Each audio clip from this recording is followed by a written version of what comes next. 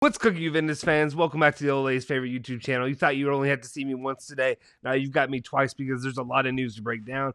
So we split it up into two. We did one when there was a press conference just about what Allegri said and all the topics he brought up. But now we got another news video because we have a lot of news that came out.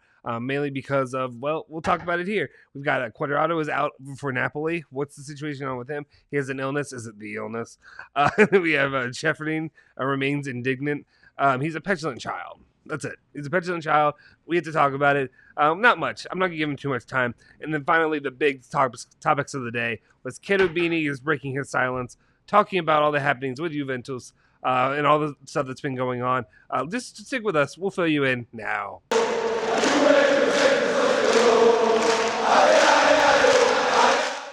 Hi, ragazzi. Welcome back. You're in the Bianconeri zone. My name is Justin Sofro. Today is Friday, September 10th, 2021. Like I said, it's the second video of the day. If you're new here, hit that subscribe button. What are you doing here, guys? We know a lot of our analytics say that a lot of our viewers are actually not subscribed to the channel. So hit that subscribe button, join our channel, and join our community. Hit that like button as well, and also hit that bell icon to stay notified for all of our videos. Let's just jump into it. We got a lot to talk about. Let's just get these out of the way, and then we'll go back to Cherubini. I was going to do the other first, but we're going to do it this way. First off, we have the news when it comes to our guy, Juan Cuadrado. Sport Italia is reporting that Cuadrado will be out of the Napoli match due to a gastrointestinal inflammation. I'm so sorry, my guy. That sounds horrible. That sounds not fun to deal with. I hate to see that he's suffering from this, especially even more so. I mean, I hate it for him personally, but also hate it for our team because Cuadrado is one of the mainstays, one of those guys that you need to have up there that can create and also can play as defender in a defensive role. So it's unfortunate that he will be out for this match, but feel better, my guy. We'll see you next time. Anyway, let's move on. Actually, let's just give him his 5 seconds of BS that he needs. And that's Ceferin coming from Der Spiegel was saying, I wouldn't mind Juve, Barca, and Real leaving UEFA. It's very funny that they want to create a new competition and at the same time want to play the UCL this season.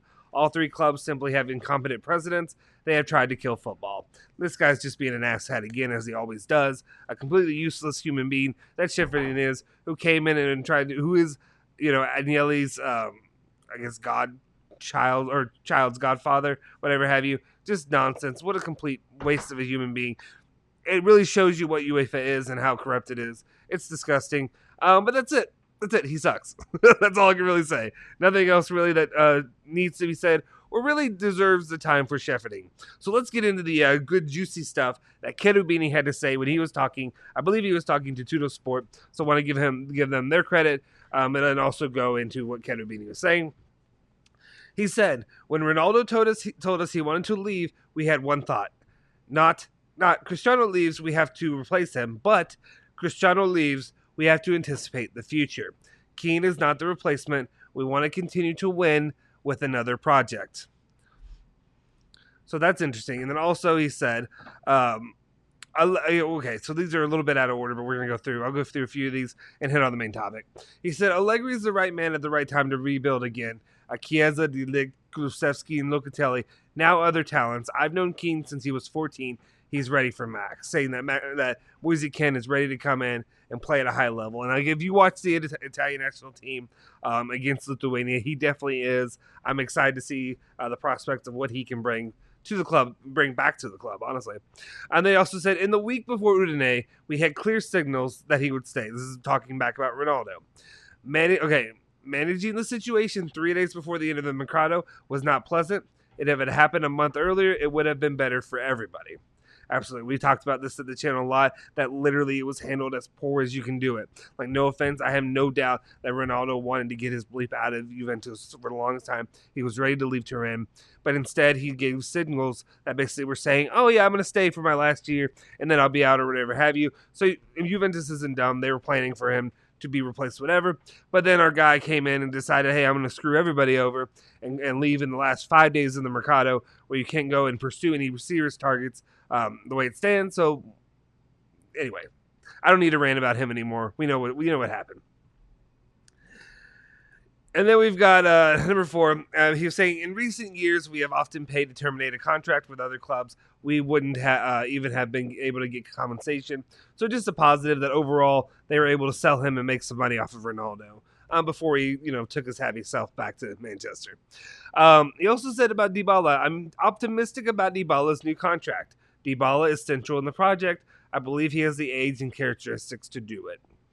So yeah, again, a lot of what we've said on the channel too is that we know Big Dybala is going to be a big part of what they plan going forward. So I imagine he will get it done, even though we make the joke about the deal to the deal of another deal that gets to another deal, and then they have a deal that comes down to another deal. Or not deal, meeting. I meant to say meeting. Jeez, that's how tired I am, guys. Sorry. A meeting to another meeting, then a meeting, and all then the meeting to finally schedule a final meeting for the other meeting to take place. There we go. Got it out. Then Federico Cherubini said, let's not replace Ronaldo with Keane. He's also because he is not replaceable. Plan for the future. I've known Keane for many years. If he finds the right environment, he's a player who can give a lot. I don't see the bad boy people are talking about the bad boy. I mean, it's all the stuff that goes along with Keane. Some of it, I don't want to say they're stereotyping or whatever have you, but of course they go to Mario Balotelli and the issues that go along with him. And and I love Balotelli too. I'm very open about that. Balotelli's I wish he played at Juventus. I would still take him back now. I know it's dumb, but I would. Anyway, Moise Kean, I think he's got a better head on his shoulders. I think he's got potential to be hopefully the next guy for Italy, to be that next big striker. Would love to see him develop. Again, I don't think he's as big of a problem as they'd like to sell him as, but he has had his issues. Also, he said, we were looking for a young center forward, a deputy to Morata. And in this sense, Kyle George was an answer perfectly in line with our project. Young, with interesting characteristics. He's a super professional guy. So, I'm interested to see what Kyle George... I can't really say a lot on Kyle George because I still haven't seen him play. I mean, I've seen some of his highlight stuff, but I want to see him play for Juventus. Once he gets healthy, then I can really, speak a little bit more on that. Talking about Locatelli, he said the Locatelli transfer was very transparent.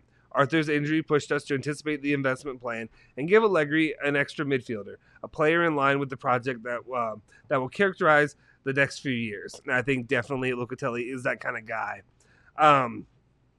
who will be, you put him, you put Keane, and you put Chiesa together, and I feel like a lot of that gives you that Juve backbone that the club really needs going forward. Then he also talked about Ihattering, saying that Ihattering would have been behind players with the same characteristics and would not have played much. Kyle can grow with us and I know the word acclimatize, but I was just trying to get it out. Was not fun. In a more protected situation, Ihattering comes from a European league and is more ready for Italian football. So, and I agree with that. Definitely, there is an adjustment coming from any other continent and then coming to play European football. Then he also said there's no rule that forces you to close the deal after the second meeting. And frankly, memes of dinners and meetings with Carnevale made me smile. So I do enjoy that. I was guilty of that, of the guys ranting and raving and making jokes about all the meetings with Carnevale and all the nonsense that went along with that. But I'm glad to see that he enjoyed it as well. So, and it worked out in the end. So I don't know. I like Cherubini's sense of humor in this part. Also, we're going into talking about Haland. We'll go back and forth between the next couple of ones about bringing him up. But basically, he's saying we wanted Haland when he was at Molde. He is a regret in the future. Difficult. Sorry, Julian. No, I'm kidding. I think he says difficult. Difficult does not mean impossible. So I just want to say that. Difficult does not mean impossible. It's difficult because he's a top player. He is one of the top players for the future. Like I said, he's a machine. He also said we have an investment plan for the next few years. We know how much we could spend in the market. I'm convinced we will be able to take advantage of opportunities oriented towards young players and great potential and possibly Italian. So I like what he's saying here. He's speaking my language. It's exactly what Juventus needs. I'm also excited that they're going after having, not everybody has to be Italian. We'll say that. Not every player needs to be Italian, but when you have these strong Italian core, especially a resurging Italian national team, they just won the Euros, potentially is going to go for that FIFA World Cup and next year. We'll see what happens, but going after this young talent that seems to be developing, guys like Zaniolo, who I love Zaniolo. I don't think Roma's ever going to sell him now, but gosh, I would love to have him. He's, especially a kid who grew up as a Juve fan like Zaniolo would be perfect. Also, like Raspadori, I understand he is an Interista. Supposedly the rumors about him turning down Juve, we'll see, but I would still even like to go after that kid like that. Guys who have this killer instinct that would be good for it. Let's move on to the next part, though, where he also says, it is well known that we have a policy of cost containment, including the wages. Yeah, we talked about that, too, about trying to save money, get as much of a deal. As much as it frustrates me in some situations, if they're doing it the right way, hopefully. The good thing is, I mean, to be honest, though, when a club's like this, you're losing money anyway, so you're trying to get those wages down, obviously, with cost containment. But at the same time, if you're losing and you continue to lose and it keeps on a downward spiral, that's not going to be good at all going forward. And then it'll have the opposite of effect of what you're wanting. Anyway, he also says, Haland, we stand at the window and watch for opportunities. I wouldn't want to preclude anything regardless. Any investment will be in the direction of a young player, which Haland is a young player. I think a lot of times the rumors obviously are right now of Vlahovic. Haland, I like that Haland's getting brought up more, though. That's something interesting. That's something to be to keep in mind, that it's slowly getting leaked out there more. Julian's big on saying, he thinks Haland has an opportunity. Maybe will come to Juventus. We'll see about that. But never say never.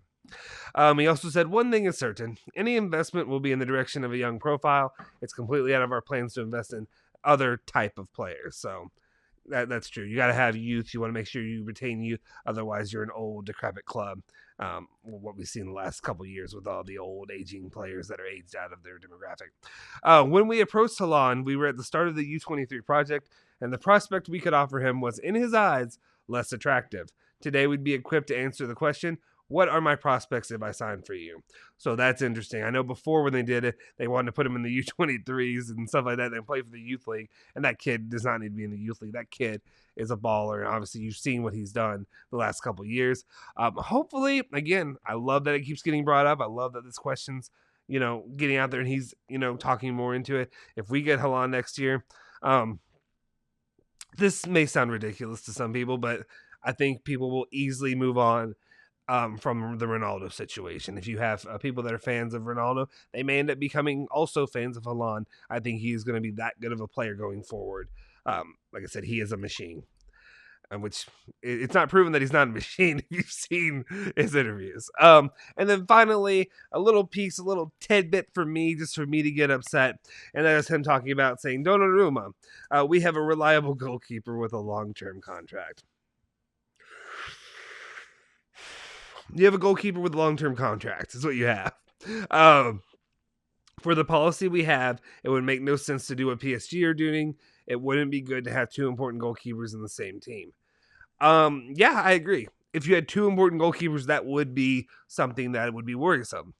I would argue you have zero important goalkeepers right now, to be honest. I think you have a useless goalkeeper who's aging, who's my age, or actually might be a little bit older than me, who is aging out of the spot, who is, I understand you have Buffon, but Buffon is a generational talent who, what I'm saying about age, he's 42 years old now, and my man is out there playing better than Szczesny will ever play. So it's ridiculous. It's unfortunate that you lost Buffon, that he ended up leaving, with all the circumstances around it, whatever it is, that he left and that we're stuck with Szczesny at this point. It's a shame the way that the management handled it in 2018. Otherwise, we would have had Donnarumma right now.